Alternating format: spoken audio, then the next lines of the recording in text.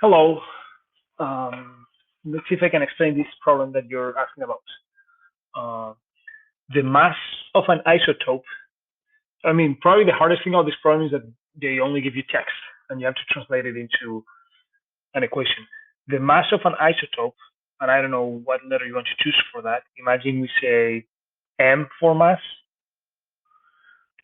Sure. The mass of an isotope,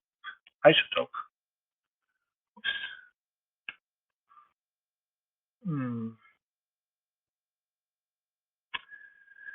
decreases at a rate. So they're giving me the rate and it's negative because it decreases. That's proportional to the mass at that time. Proportional to the mass at that time.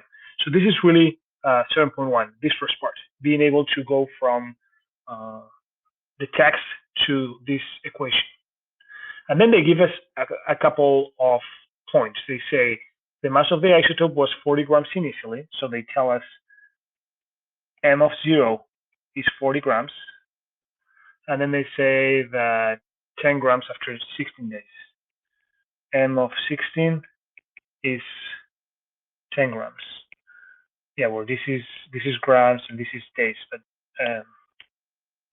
okay. So, and they ask us what was the mass of the isotope after 20 days. So they ask M of 20.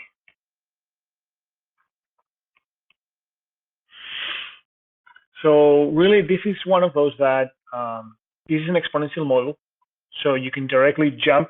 I'm first going to do it with separation of variables, but this is one of the places where you are allowed. If in 7.8 we saw this specifically, and this is something that you can just skip.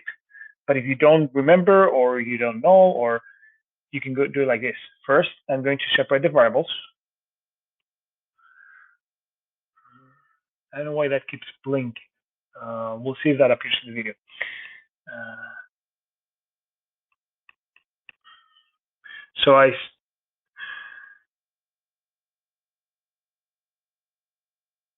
separated the m and the t. Now I'm going to find the antiderivative on both sides. So this becomes the natural logarithm of m, of absolute value of m, equals negative kt plus c. I'm going to call it c1 for now. And then I'm going to exponentiate, so e to the power of that. So that means that the absolute value of m equals e minus kt plus c1. But using rules of exponents, I can say that. And then this is a constant also. This whole thing is a constant, so I can call it c and put it in front. And then to get rid of the absolute value, this is a plus or minus. Now this is where, if you know that this, if you recognize this as the differential equation of an exponential model, you can jump directly to this. And that's fine in the AP exam. This is 7.8. You just know that that's going to happen. So now it's a matter of finding those two constants. We need to find C and K, and that's why they give us two conditions. So first I'm going to use this first one. So M of 0 has to be 40. So 40, when I plug in 0, I get plus or minus C. In this case, it doesn't matter. Then the sign is going to go into the, so I'm just going to say C, and e to the 0 is 1. So C equals 40. So that means that for now, what we have discovered is that M equals 40.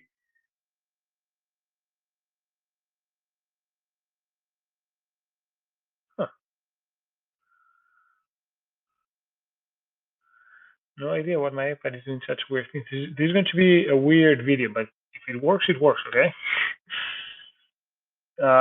40 e to the power of negative kt, and we still don't know what k is. But that was using the first condition. If we use the second condition that they give us, m16 equals 10, I'm going to plug that in. 10 equals 40 e to the 16, it was 16, yeah, t. And from here now I can divide both sides by 4, so I get 1/4 equals e to the negative 16t. I can take logarithms from both sides, so natural logarithm of 1/4 equals negative 16t. And if you know properties of logarithms, natural logarithm of 1/4 is the same as uh, natural logarithm of 1 minus natural logarithm of 4, and natural logarithm of 1 is 0. So I get that this disappears because this is 0. The negative and the negative disappear. And I get that t equals natural logarithm of 4 divided by 16. Whoops. All of this was k all along. 16 is what t was. I'm trying to find k.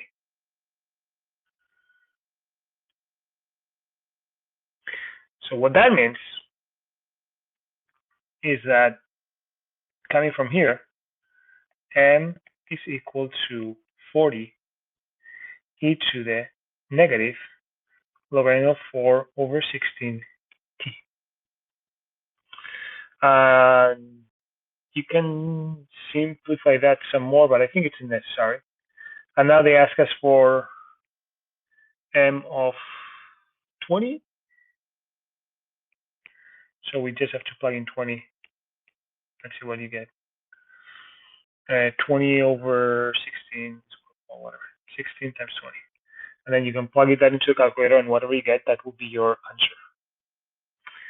Okay, I hope that wasn't too chaotic. Let me review, because the iPad was jumping a lot, but let me review. This is what happened.